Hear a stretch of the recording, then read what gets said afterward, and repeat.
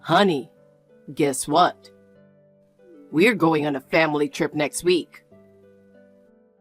Wait, a family trip? Yeah, Dad's got work, so it'll be just Mom, the two of us, and the baby. Hold on a sec. This is the first time I've heard about this. We just decided recently. Mom's been wanting to go to the Grand Canyon, so we figured we'd make it a family thing. Wow, this is really sudden. I already booked a hotel, so it's all set. I'm so excited. It's been ages since we went on a vacation. Hon, Mia is only a month old. So what? Isn't it a bit too early to take her on a trip? Can't we wait until she's a little older? We can't wait that long. Besides, a month is old enough, right? If anything, it'll be easier now. She's not even walking yet. But taking her around crowds... It'll be fine. We're going on a weekday, so it won't be too busy. Plus, we don't know how long Mom will be in good health. Still, this is also last minute. I need to prepare. You need to seize the moment for this kind of thing, or you'll regret it later. I understand that, but... If you say we should cancel just because the baby is small, Mom would be devastated. She loves nature and has been looking forward to this. You always put her opinions first, don't you? You think so? When Mia was born, she said she was hoping for a boy. And make sure the next one is a boy. That really hurt me, and you didn't stand up for me. Did that happen? It wasn't that long ago, so I'm sure you remember. And you even said you were hoping for a boy too, siding with her. I still can't forget it. That was just a joke. I didn't care if it was a boy or a girl. But I was seriously hurt by that. I didn't mean to. I love Mia. But even when we were choosing her name, you wanted to go with that flashy one your mom suggested, saying you wanted to make her happy. If your dad hadn't stepped in and convinced her otherwise, we'd be stuck with that name. It's just a name. You're being so uptight about this. What are you talking about? A name is important. It's for life. And now you've decided on this trip without even consulting me? Jeez, all you do is complain. It's already set, so just get ready. So, you're not going to listen to my opinion at all? I just want to do something nice for my parents. They're your family too, so stop arguing and help out. Fine. Tomorrow's the big day, honey. We're heading out for our vacation for 5 days. So make sure you've got all the baby's clothes and diapers packed. I'm so excited. I took 5 days off just for this. Oh, sorry. I haven't finished packing yet. You haven't packed? We're leaving in the morning. You're home all day. What have you been doing? I'm sorry, but Mia has been running a bit of a fever today. I had to take her to the doctor, so I didn't have time. It's just a cold, but still. A cold? Seriously? Come on, give me a break. What if I catch it? I can't go on the trip if I get sick. It's not like I planned this. Kids can get sick out of the blue. The doctor even said so. The weather's been all over the place recently. You're her mom. You should have been taking better care of her. How could you let her catch a cold? Especially right before a family trip. You've got to be kidding me. It's not my fault. Can't she be better by tomorrow? We have some cold medicine at home, right? She's only a month old. I can't just give her medicine like that. The doctor said she just needed rest. Ugh, useless. So, what are we supposed to do tomorrow? I was hoping we could postpone the trip. No way. Well, we don't know when her fever might go up again. I can't take her on a trip like this. Are you kidding me? Why should we have to postpone our trip? My mom has been looking forward to this for ages. There's no way we can cancel last minute for something like this. Something like this? You know what? Fine. You don't have to come. Stay home with Mia. I'll go with Mom. How's that? Wait. I'm going with my dear mother. You can stay here and take care of Mia and the house like you always do. You're trying to ruin the vacation I planned. Wait a minute. Is it more important to you than Mia's cold? I didn't say that, did I? This is so annoying. Whatever. I'm staying at my parents' place tonight. I don't want to catch anything before the trip. What? Aren't you worried about your daughter? Me worrying isn't going to make her feel better. I'll get ready for the trip at my parents' place. But I want you to be here, especially now. You know what? You're her mother. It's your fault she got sick in the first place. Don't try to dump this on me. I'm not coming back until you've had some time to think about that. Wait. Honey. Sylvia, you really are such a disappointment as a daughter-in-law. Tara? Nolan told me everything. Not only did you fail to pack for the trip, but you're also using the baby's fever as an excuse. Honestly, you need to get it together. But Tara, Mia's fever was unexpected, and I'm still not used to taking her to the doctor. No more excuses. How could you inconvenience your husband over something as trivial as a baby's fever? A real mother would push through something like this. Honestly, how useless can you be? You let the baby get sick? You're getting in Nolan's way? You're an absolute failure as a mother and a wife. I'm sorry. I don't know why he married someone like you. I was against this marriage from the start. I wanted a sweet, docile daughter-in-law. But all you do is assert yourself. I had hoped to live with my son and his wife. But because you insisted on having time alone as a newlywed couple, the idea of living together was scrapped. But Michael said it'd be better if we didn't live together since our daily routines are different. He's just too lenient with you. I was so disappointed when the first grandchild turned out to be a girl. I was counting on a boy. The gender isn't something you get to decide, Tara. Be quiet. It's your job to produce an heir. And I even went to the trouble of coming up with a name for the baby. But thanks to you, my suggestion was ignored. You really are a useless, insolent woman.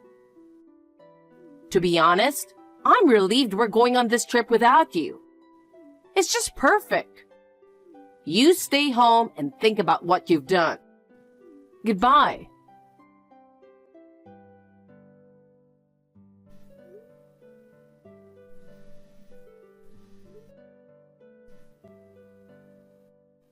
Honey, please pick up the phone.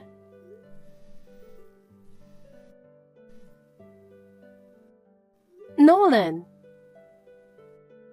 What is it? You keep blowing up my phone with notifications. You know I'm driving. Please come home right now. Why? Please. Mia's fever is really high. It's almost 104 degrees. Then take her to the hospital. The doctor will figure it out. But I caught the cold too, and I've got the same fever. I can barely move. I don't know what to do. Please, just come back. Darn you! You've got to be kidding me. What? First, you didn't pack for the trip at all. And now, you're making up this nonsense just to get me to come back? How much do you want to ruin our trip? Stop sulking already. I even pulled over at a rest stop for this. What a waste. What are you talking about? This isn't a lie. I really do have a fever. I'm not coming back, no matter what. Taking care of Mia is your job, isn't it? You're her mother. So even if you have a high fever, you need to take care of her. I'm busy being a good son and taking care of my mom, all right? So you really won't come back? Of course not. Stop ruining this trip. I'm turning off my phone until you learn your lesson. Wait, honey. Please listen. There's nothing like great nature. The air is so fresh, and it's really helping me unwind after all that work. But you made the car ride here a nightmare, you know that? You kept calling and demanding I come back. And it put Mom in a bad mood. Well, she calmed down after the hike. If you apologize sincerely, I might consider letting it slide. Mom said she'd do the same this time too. So stop sulking and just apologize, whether by phone or whatever. Then maybe we'll take you on the next trip. Is that really the first thing you want to say when you finally get in touch? How dare you talk like that to your sick wife and child? Forgive her? Who do you think you are? You're a disgrace. Huh? Who the heck do you think you're talking to? You clearly haven't learned a thing. Don't push your luck. The one pushing their luck is you. Sylvia has nothing to apologize for. Sylvia? Wait, who is this? Aren't you her? Who are you? This is your father.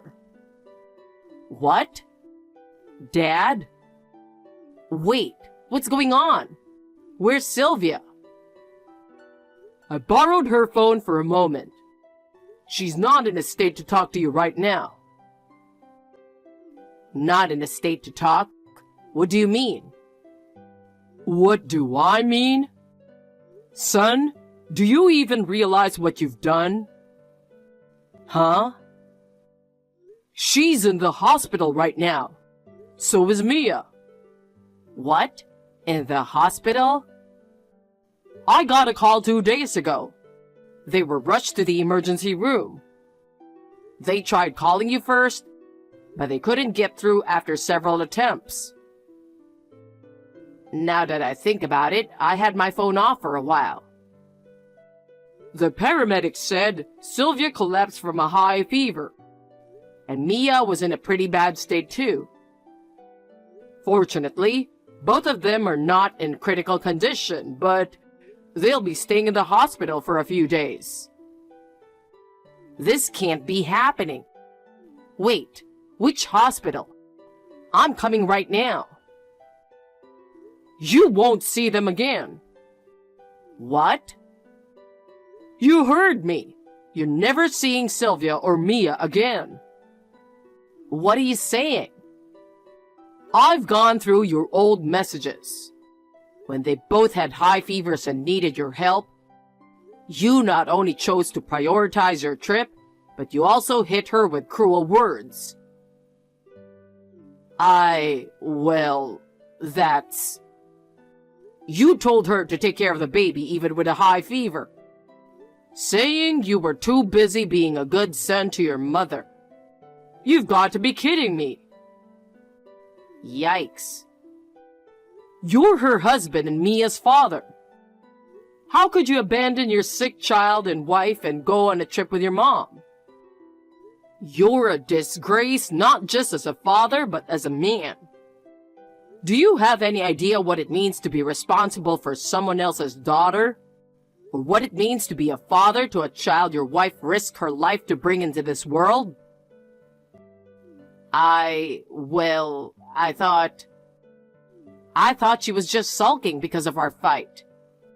And even if she was really sick, I didn't know what to do.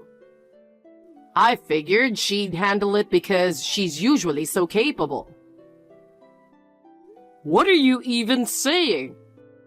If you don't know what to do, does that mean you're allowed to leave your wife and child behind? You didn't even think to take them to the hospital. Just because she's strong doesn't mean she can handle everything alone. She only gave birth a month ago. She's still figuring things out, and her health isn't fully recovered either. She's been trying her best, far from her own family, and you should have been there to take care of her. But hiding behind the excuse of being a good son to ignore your wife and child, that makes you a terrible son too.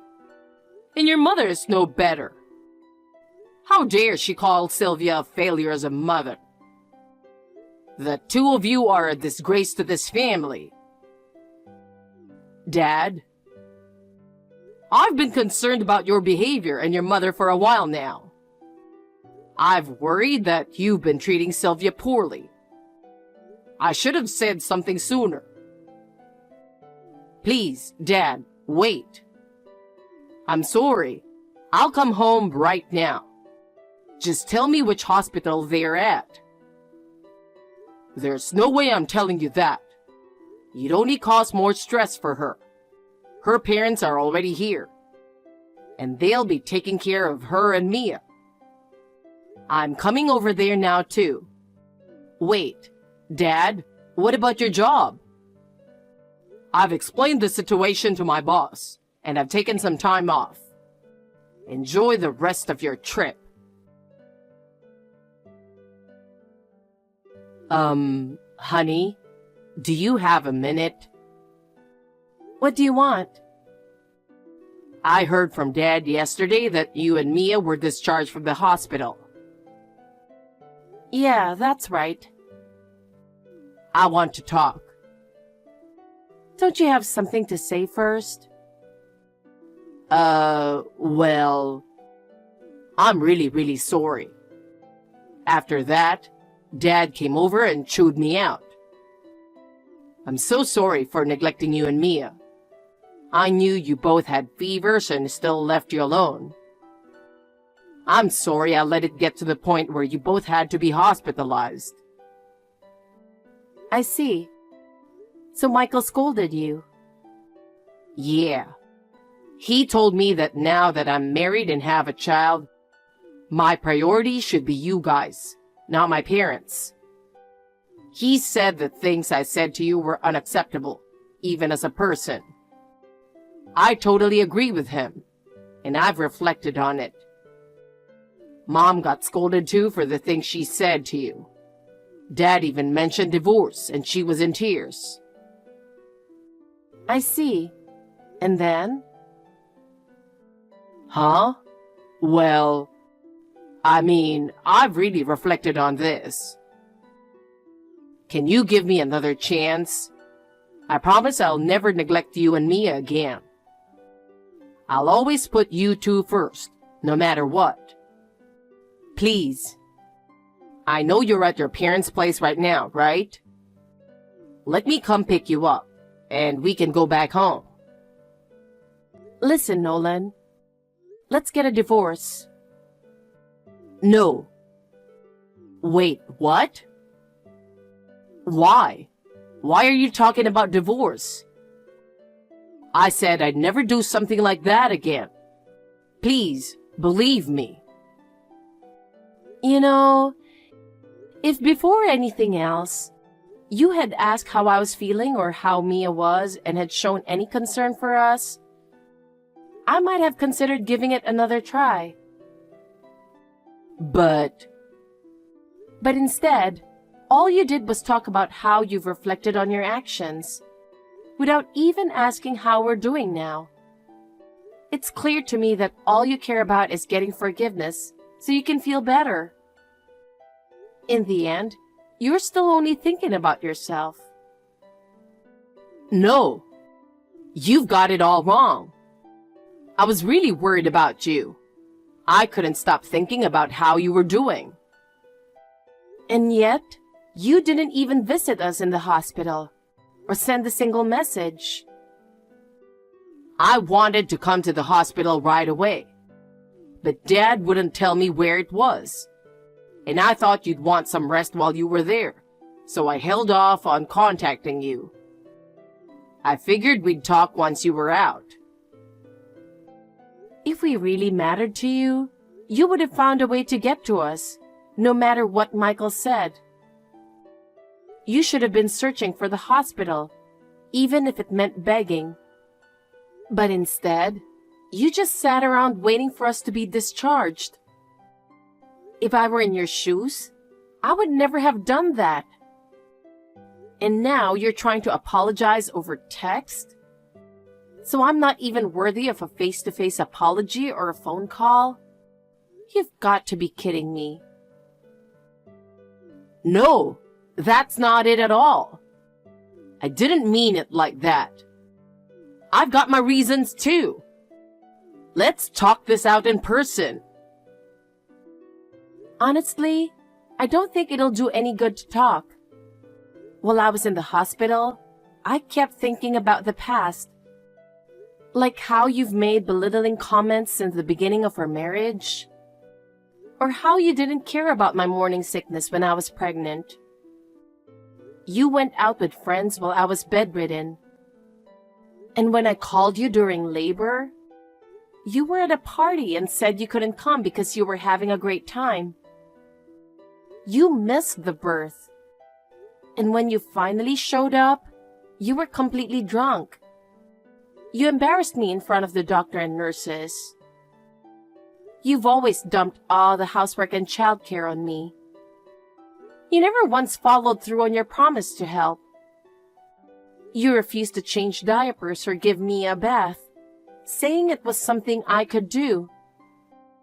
And yet, you and your mom constantly criticized me for not being good enough. This latest incident was just the final straw. I've realized that I can't stay married to you anymore. No matter what you say, I'm not changing my mind. It's pointless. Please don't say that. I know I was wrong. I'll apologize as many times as it takes. I'll help with Mia in the housework. I'll change, I swear. No, Nolan, you won't. You can't change for us. Anyone who still talks about helping with housework and childcare at this point... No, wait. That's not what I meant. I really will change. It's over. If you have anything to say, do it through my lawyer from now on. Don't do this, Sylvia. Enjoy your life with your dear mom. Goodbye. Nolan kept persistently contacting me, begging me to reconsider the divorce. However, I blocked all his contacts. As expected, he showed up at my parents' house. But my parents, along with an attorney they hired through their connections, handled it and turned him away. Thanks to them, I was able to rest both physically and mentally, which I'm truly grateful for. We eventually divorced with minimal contact. Nolan was made to agree to pay sufficient alimony and child support. Meanwhile, Michael also demanded a divorce from Tara. She was desperate to avoid it, leading to a nasty legal battle. But I introduced the attorney who helped me, and he successfully finalized the divorce. Now, Nolan and Tara are living together in an apartment. But she has become mentally unstable from the shock of the divorce and is showing early signs of dementia. I imagine Nolan's having a hard time taking care of her. As for me, I moved back in with my parents, and with their help, I'm raising Mia. I've found a good daycare and I'm set to return to work soon. Michael checks in on us occasionally. He seems to be enjoying his new life, finally pursuing hobbies he's always wanted to try after the divorce. Although my marriage didn't work out, I'm looking forward to continuing a happy life with my beloved family.